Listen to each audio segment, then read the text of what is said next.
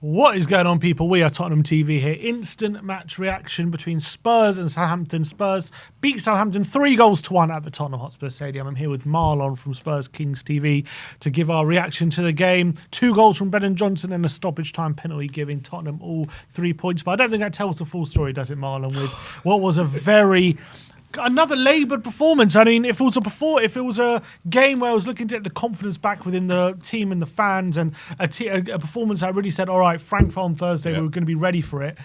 Wasn't that, was it? Well, the first 45 minutes weren't that bad.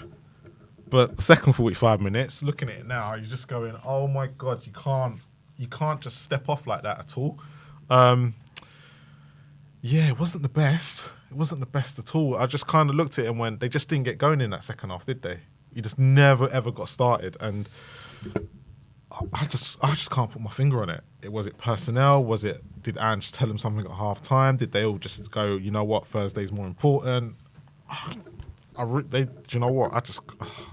I'm still sitting there trying to rack my brains around it to see what just happened. And to put it into context, obviously Southampton got relegated after this game. This is the earliest that anyone has ever been relegated from the top flight.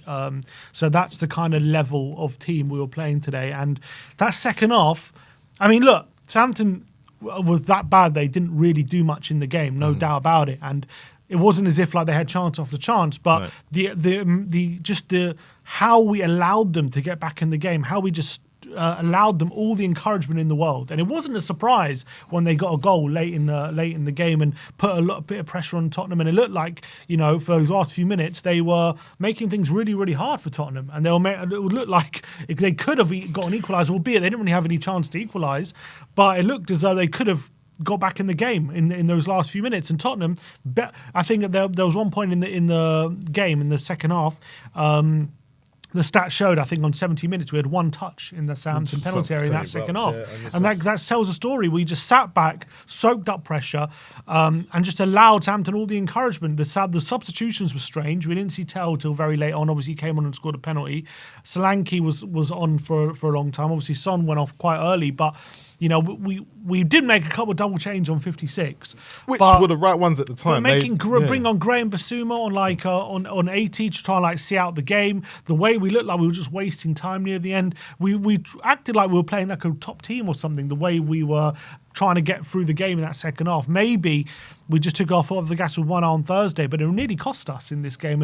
And that second half was really, really poor. Couldn't hang on to the ball. Solanke wasn't able to kind of keep the ball when the ball was played directly to him.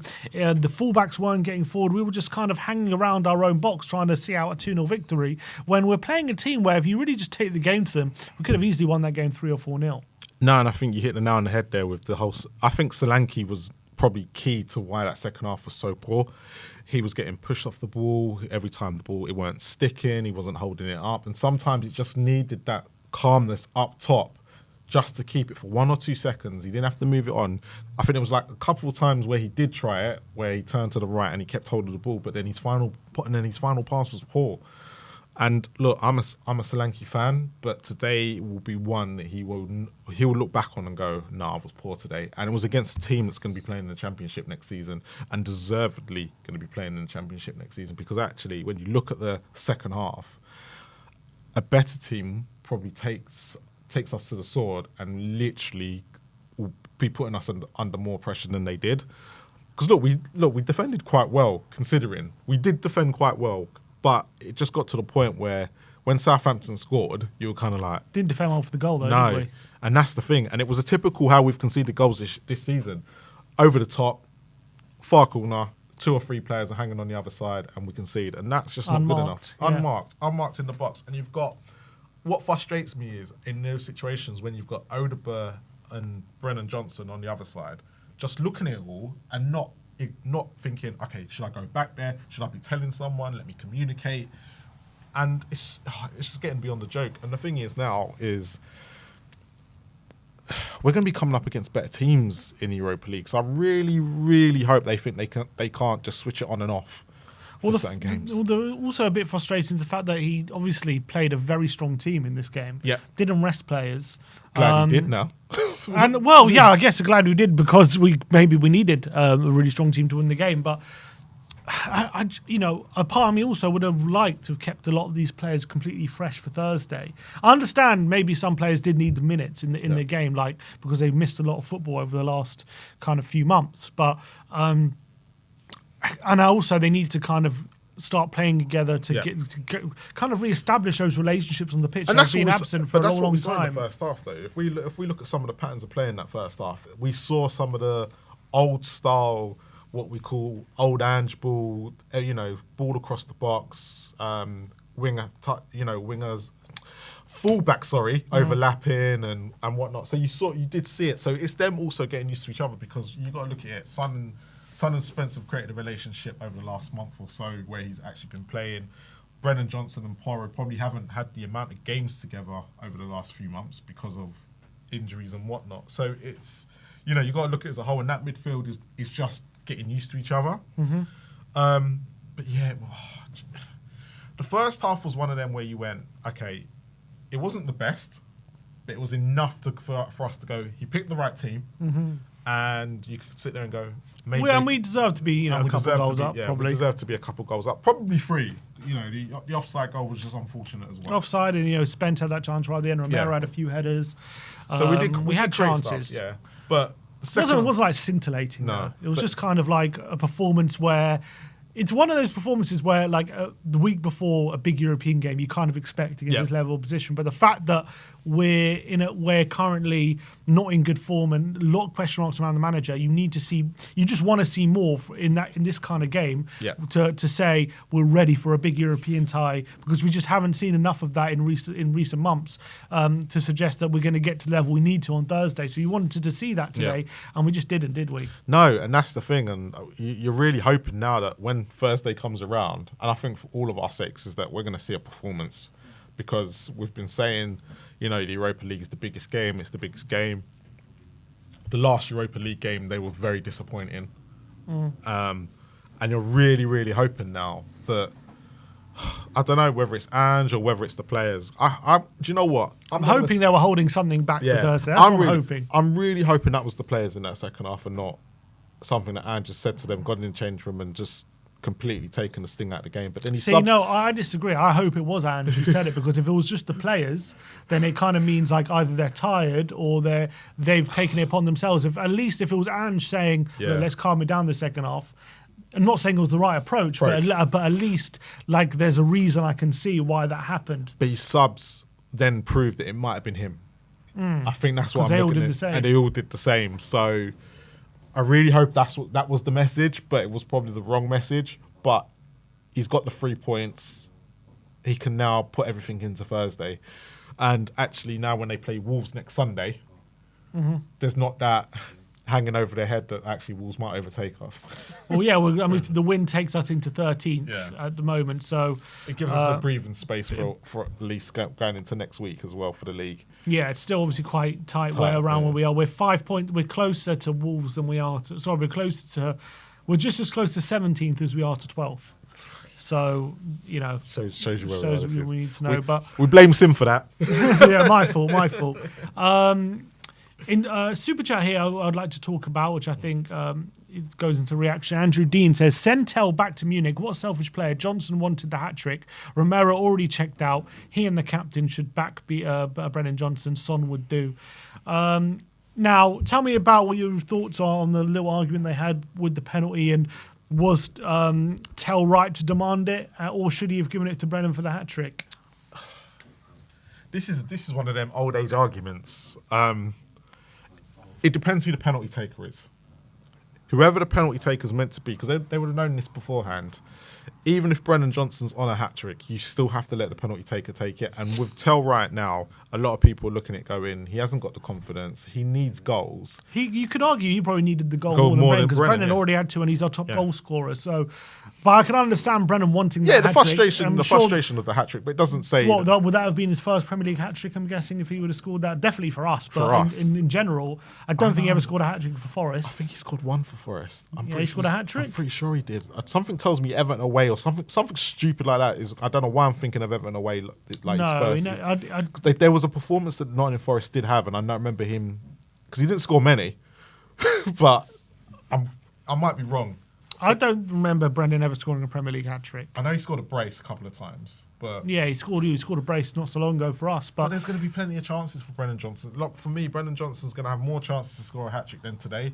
And does he really want a hat-trick against his first one to be against a relegated Southampton? yeah, It doesn't prove anything. So he's got 2 goals.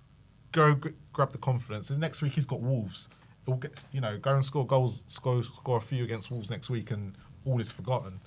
but also when you look at Tell's point of view, first of all, if he's the designated penalty taker, I don't know if he is, but if he is, and he needs his first Premier League goal, I can understand his need to kind of demand that penalty as well, and he needs to get off the mark. He's obviously trying to see if he wants to stay here and all these different things. So I thought he took it confidently as well. But let's put the bit on their foot. Say Tell's not on the pitch and it's Solanke who needs the goal. Mm-hmm. Are people going to get mad because Solanke needs the goal and he takes it? Mm-hmm. And that's the difference. Forget that it's Tell. Just look at it as in if Solanke was on the pitch, you're more likely to give it to Solanke, because if it gives him the confidence going forward to score more goals, it's more better for the team that he does take the penalty. And I think the same is with Tell. It will give us, hopefully, he'll see that and go, yeah, I've got my goal. Give him the confidence. He knows where the back of the net is. We could end up seeing, if Thursday Tell goes and scores 2, for talking purposes, it's done us the world of good. Mm-hmm. Johnson at the moment, he can score goals. Yes, I get it could have been his first Premier League hat-trick, but look, I'd rather whoever's going to take rank over it. And Romero was on the pitch. He should have known. Mm-hmm. So I'm not mad at it. But if for me, if it was in my situation, I probably would have let Brennan Johnson take it. But that's because I'm a nice guy. Do you reckon if Son was on the pitch, who's obviously our designated taker, he would have given it to Brennan? Now that's a very, very good question, because Son needs a goal. Everyone needs a bloody goal on this team. That's the problem. Everyone needs a goal. We're not in a situation where a few weeks back you probably would have given it to Brennan. Mm-hmm. We're in a situation now, a lot of players need goals. Look, I'm not mad at it. Brennan shouldn't be mad at it. I reckon Son would have given it to him. I reckon Sonny would have given it probably to him. Would have given it to him. But I reckon that would have been a detriment to the team, because you've got to look at the bigger picture and go, who needs the confidence? Who needs the confidence going forward? And that's the bit where I'd go, you know what? If Tell now goes on a scoring run because he took a penalty today, who knows? If he didn't, then it's a waste of time. Yeah. But you kind of have to... And to be fair to Tell, he did stick it away confidently. You can see with the run-up, he's got composure there, and he did stick it away quite nicely. And the fact to that make it 3-1. Ramsdale got a hand to it as well, and it still went in, that will give him the world of confidence as well. Talking about... back on Brennan, though, 2 goals today, and now 16 goals for the season, 11 in the Premier League for Brennan. Gets a lot of stick, but also scores a lot of goals, and he's done that again today. And won the penalty. Won the penalty. So credit to him, to Brennan, for always kind of, in these kind of games especially, he is effective in the final third. He's a very good finisher in the box, and he does kind of take his opportunities and very good at getting in the right positions, isn't he? And as much as people want to criticise him, he is on 16 goals in all competitions. That is nothing to be sniffed at. But the worst thing is, if you look, let's take that second half. Mm-hmm. Apart from winning the penalty, he didn't do anything. And then this is where a lot of Spurs fans get frustrated with him, because, I'm talking about Solanke earlier, but Johnson barely, every time he got the ball, it was given away, and you're like, come on. However, you are spot on when it comes to his finishing and being in those positions. Goals win games. And that's exactly what's happened today. His goals have won the game, and we've ended up getting over that line. And even though it was kind of in that second half, we're going, please, those 2 goals in the first half have carried us and have been able to help us in that second half. And you know what? Fair play to Brennan Johnson. He will score against the rubbish teams. He won't put in performances against the top sides, but when we need the goals, he is there. He is there for us. He's the first Tottenham player this season to reach double figures in the Premier League, which is quite incredible, considering that we are still currently, if I look at the Premier League table, I think we have scored 58 goals, which is still second to Liverpool, who are way out in front in 72. But no one apart from Liverpool has scored today. We were Man City, yeah. So who obviously play now. Yeah. They're one goal what behind. What a mad stat that is. We are second and we also got now a plus 13 goal difference in 13. Mad stat. But it's amazing that Johnson's the first player to hit double figures, considering we're the second highest scorers in the league, which is incredible. It's typical what Andrew's football's about, though, isn't it? It's spreading the goals. But the problem is that Which is, to be fair, needs to happen without Kane. We need to spread the goals around. And that's it's not. And to be honest, it's not. Us going forward has not always been the best. But it's our defence that's always been the issue, and it's how many we concede and how many chances we give up. Because that's the bit we just quickly need to go on to. Is even though we've had a total of 13 shots today, we've had 12 against the worst team in the Premier League. Southampton probably haven't had 12 shots in the last 12 games. Yeah. So, and you're kind of looking at. Well, to be fair, they actually do create chances, Southampton. They always have. But it shouldn't be allowed. It should not be allowed. There is no. If you want to be a top Premier League side, you should not be allowing Southampton to have that many chances against you. And that's probably been our biggest problem this year, is that we allow too many teams to have chances, which is why they're scoring goals. Yeah. In terms of just quickly looking ahead to the Frankfurt game, off the back of these two performances since the international break, how are you feeling with that game coming up? I've never been confident about these games anyway. I wasn't even confident in the last round. But look, I can't see what we're going to do. I don't think they're going to turn up. I think we're all going to be disappointed. I think we're just waiting for the end. For me, we have to go out and beat Frankfurt at least 3 or 4. Because I don't think in that second leg, I don't think we're going to be able to cope away from home. I think we're going to flatter to deceive, as we always have done. But I'm not going to sit and say we can't go through. We can win it. We can, we have the team. But I just need that first 45 minutes to be for 90 minutes where they get the job done. I didn't see nothing fantastic. I'm hoping they're conserving energy. Yeah, I've seen enough to go. You can go out there and win the game, but you've got to do. The reality is, for me, we have to just play at such a higher level than we have done the last 2 games to take the game to Frankfurt. Now, I've seen Frankfurt, they lost their most recent game 2-0 away at Bremen. So maybe they're going into this game a bit lower in confidence, or maybe they had one eye on the Thursday's game. Quite a few players maybe I didn't see. I think from what I saw the lineup, they rested quite a few. Which is interesting considering we didn't and they did. Hoping they didn't come into that game on Thursday fresher. Obviously, that is the game that matters. It's massive Thursday in terms of our season and what we want to do. And look, I obviously wanted a performance today where we just easily come through it and it's a lot more comfortable than it was, and we really take Southampton to the sword, and that gives me confidence that we're really going to create lots of chances against Frankfurt, and it's going to be hard to deal with. Wasn't that today, and it didn't really give me too much confidence going to Thursday that we're going to flick a switch and turn it on. But what we do know about this team is they can turn it on, and maybe on Thursday, knowing the importance of the game, they're going to put a lot more energy into it. Everything's going to be a much more with much more intensity. The intensity was off it today. Was a big drop off. Oh, it was massive drop off. What I mean? We weren't really intense. We were kind of standoffish, especially in the second half. There was no intensity whatsoever. But I can't imagine that's going to be like that on Thursday. But you say that. Look, but whether it'll be enough to kind of whether just raising the intensity is enough to overcome a very good side like Frankfurt. We also need to have the patterns of play there. We need to be creating chances, and we need to be putting them under a lot more pressure, and we need to be keeping them out. And today, what I saw today it didn't give me confidence that Thursday we're going to put in this performance that's going to give us the advantage we need going to that second leg. I'm more just hoping that that we get these last set of games now repeat our first set of games under Ranch, where we go through the first 10 games unbeaten. That's what I'm looking for, performances like that. Look, for me, Thursday, I want to sit there and say we can do it. I really do. But you just don't know. This team's so unpredictable. We watch them, and like you guys do the analysis each week, like we all do. And you just don't know what Tottenham you're going to get. And that's the biggest problem for us right now, because we could say everything we think needs to happen on Thursday, and Spurs will do the opposite. And that's been the key to this season. But look, my heart says we can win it. My head is going, please just turn up. Just please give me a performance, do something. But I don't know. I don't know where we're at the moment. Today was I think that second half was a bit of a. I think I'd rather we done it the other way round. but we had a flat first half, and then kind of went second half. We had the momentum because you're going, oh, we could take that momentum into Thursday, but yeah.